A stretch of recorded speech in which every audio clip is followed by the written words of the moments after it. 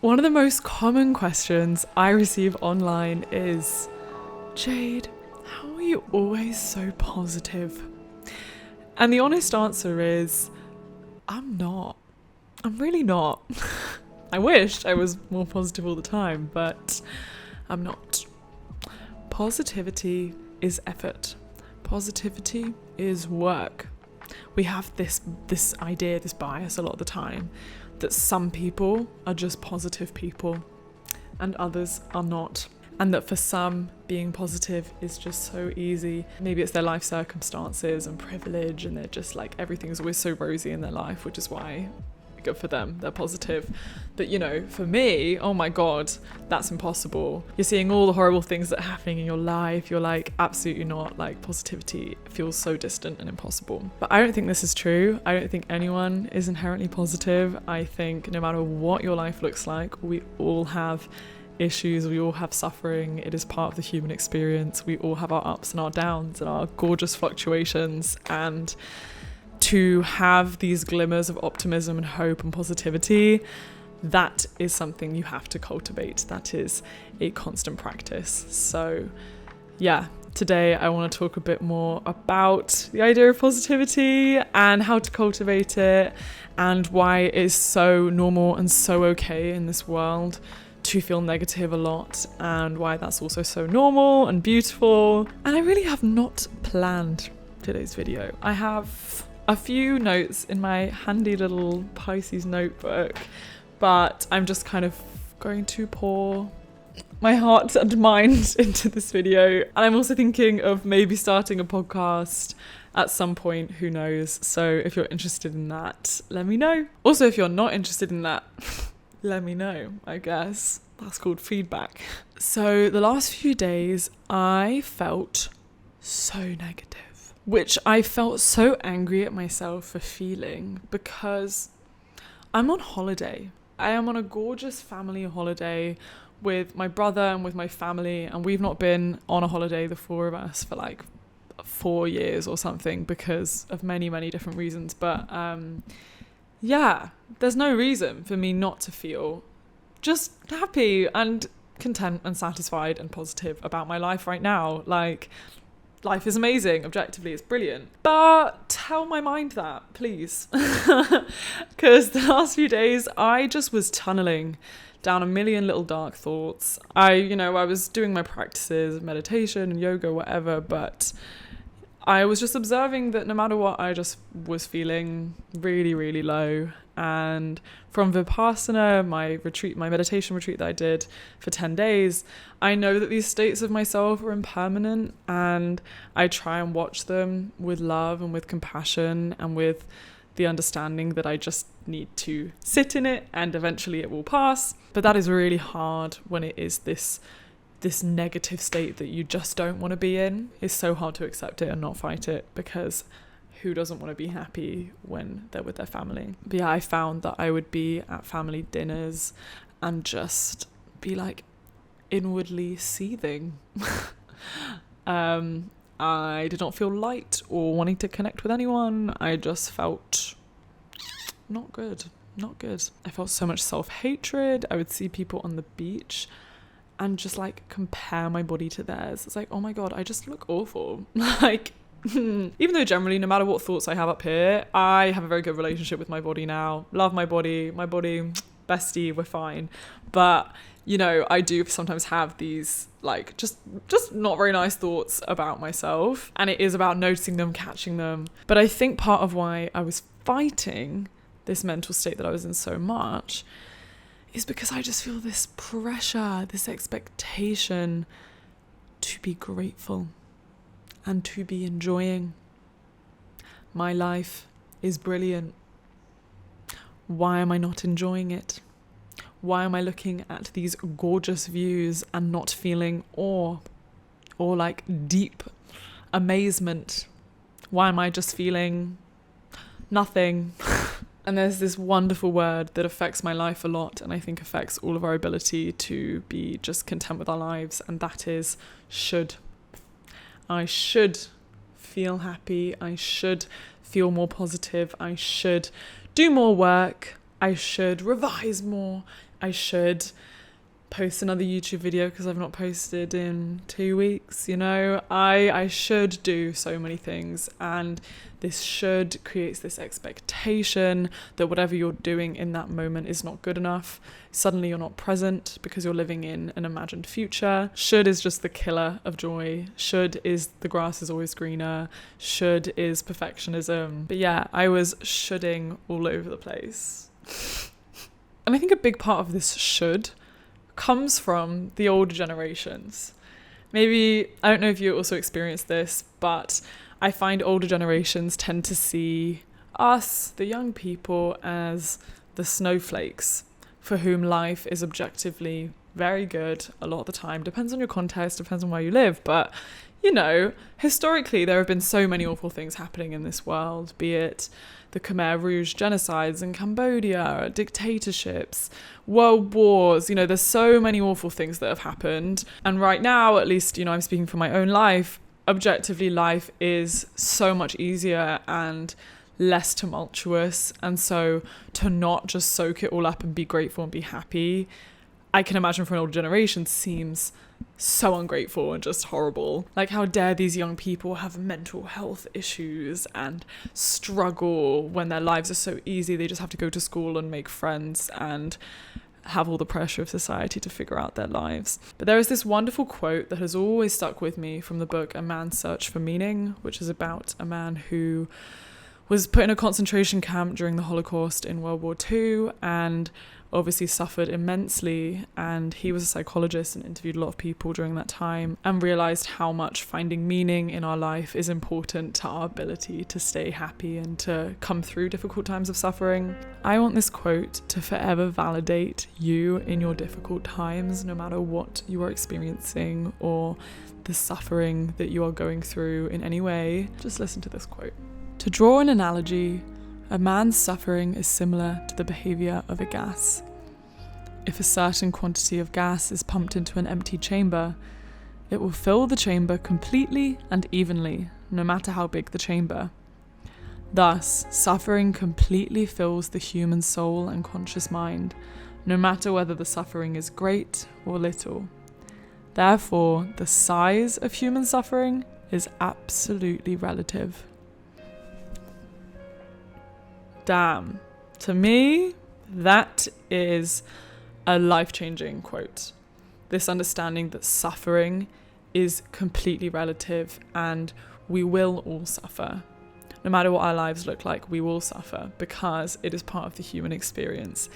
All emotions are part of the human experience. And so suffering might look like being in a concentration camp, but suffering can also look like comparing yourself to people on social media who are living perfect, highlighted lives that make you feel terrible and insecure about your own situation.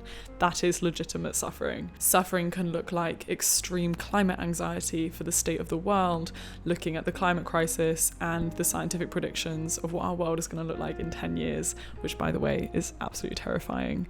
Like, that is legitimate anxiety and fear that prevents you feeling positive and life always being amazing. There is endless suffering in our lives. We overthink everything from relationships to family things to our place in the world to wanting to achieve things, struggling to get to the university we want to, getting the job that we want to. It is not easy to be positive in this world. And I think it's just so important to recognize that, and for you to know that whatever you are going through is so valid. Like, any feelings that you have are valid.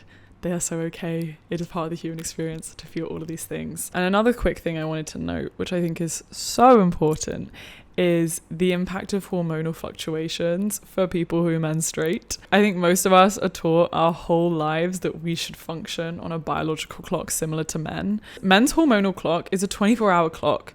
Like, they have almost the similar peaks of hormones at the same time every single day. So they wake up feeling more or less hormonally the same, go to bed feeling the same. Whereas women operate on like a 28-day schedule around their menstrual cycle. And so literally every single day that you wake up as a woman or someone who menstruates, Your entire body and mind is different because of your hormones. Every single day your hormones are different. And it is truly impossible to feel the same or happy every day, because you just have solid periods of your month where your hormones are going to make you more emotional, more sensitive, more prone to self-doubt, all of these things. And that is normal and that is natural. And the more you understand your cycle, the more that you can recognize why your mental state is the way that it is, and that most of the time it is like literally biological, and it would take you so much more effort to feel positive than it would for, say, a man who just doesn't have this like hormonal battle they're also going against. So after having said all that, the kind of point that I would love to make is that positivity requires so much effort. Positivity is never a static state. It is always dynamic and changing. And in many ways, the world and all the suffering that comes with it, whether it is the stress of having kids and like there being traffic and you're late for work and like coffee is spilt on you, like that kind of suffering, or like much grander suffering that will always exist, that will always drag us back to some kind of negativity. Also, capitalism doesn't help. A lot of pressure in this system. Then positivity is in many ways a choice, a practice, a habit, something conscious that you have to do every single day, like training a muscle. I studied cognitive neuroscience at university, absolutely loved it, love the brain, find it fascinating.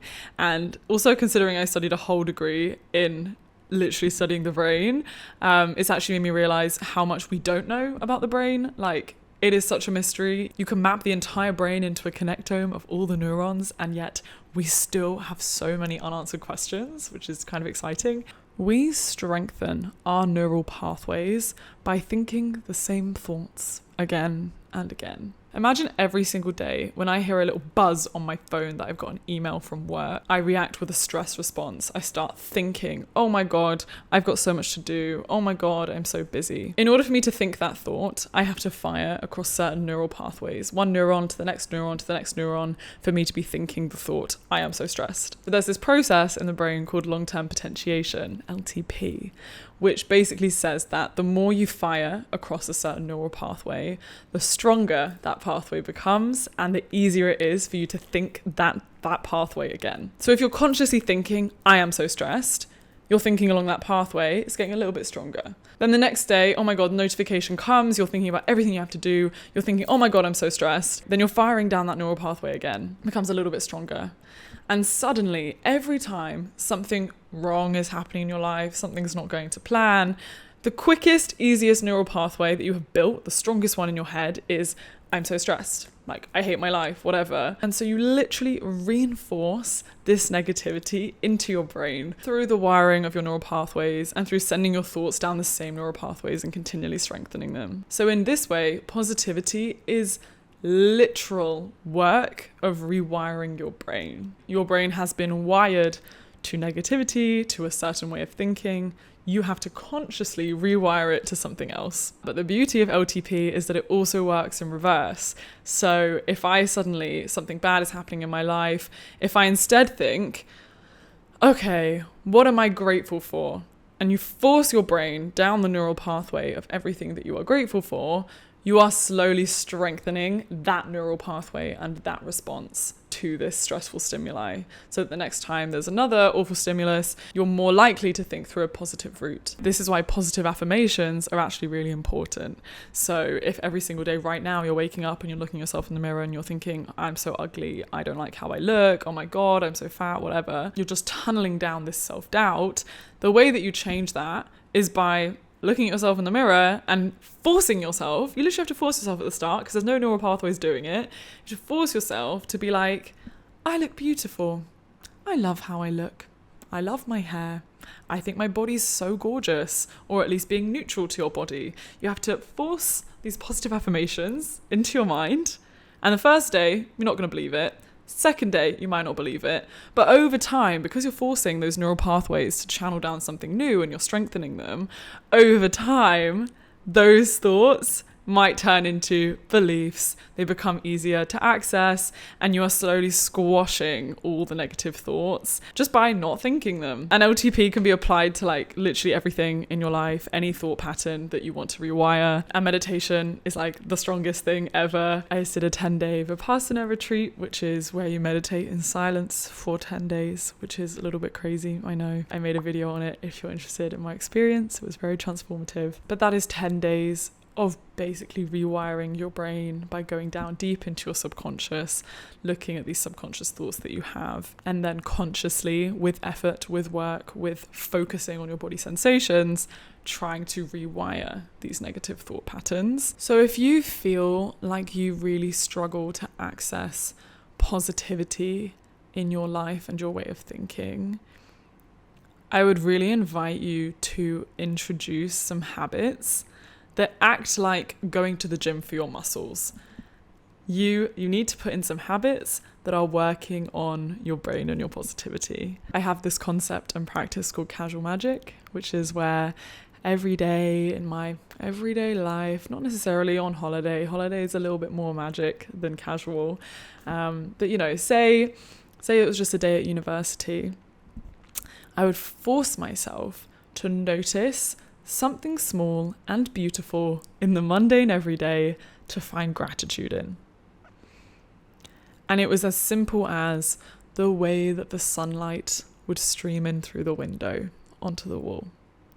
And I would just take a second consciously to notice that and be like, that's really beautiful. I'm so grateful that there's sunlight today. Or making a herbal tea and noticing the warmth as it comes into your mouth and goes down your throat and kind of warms you and comforts you, and just taking a second to like feel that experience. And again, this is not a natural thing at the start. You don't just look at the world and see beauty because you haven't trained your brain to do that. So making casual magic conscious, you know, every single day I will find something to feel grateful for, find beauty in. That's important because you're training your brain to then start noticing and searching for that. Another wonderful one is journaling and just writing stream of consciousness, your thoughts and experiences, and then being able to look at them with a bit of rationality and be like, why do I believe that about myself? I'm not judging this, but I'm noticing that I have a lot of self-deprecating talk about myself right now. How can I maybe consciously write something better about myself? Journaling is not only a good outlet for your thoughts, but also makes you more aware of them so that you can observe and then maybe change them. Positivity is a habit, is a choice, is a practice. And I quickly want to talk about toxic positivity, which is almost the antithesis to true positivity. Because toxic positivity is not rooted in acceptance of how you're feeling or how your life is. Toxic positivity is a distraction. It is ignoring everything that's happening in your life. It's you being so scared to express your true emotions that you'd rather slap on a fake little smile and be like, oh, everything's fine, because you're too scared to cry, or you don't value other emotions as part of the beautiful human experience. It's minimizing your own suffering by not validating your feelings and just going along with like, oh, I should be positive, I should be happy, I should be grateful. And that's not true positivity. I think people can always feel when someone is actually just hiding a lot of turbulence. So something I am trying to learn and something I would love to inspire all of you guys to do is to practice a positivity that is rooted in acceptance of your life and how you're feeling, but is also a conscious practice to view the world more optimistically and to view whatever situation you're in with realness and optimism. Like the last few days, I've been feeling really negative and down, but rather than judging it, fighting it, which is so easy to do, how can I accept it first? How can I like truly write out my experience and just observe it? How can I meditate through that and feel all these feelings and not push them away, but at the same time notice small things in the day that I'm grateful for, that are beautiful and that inspire this positivity within me?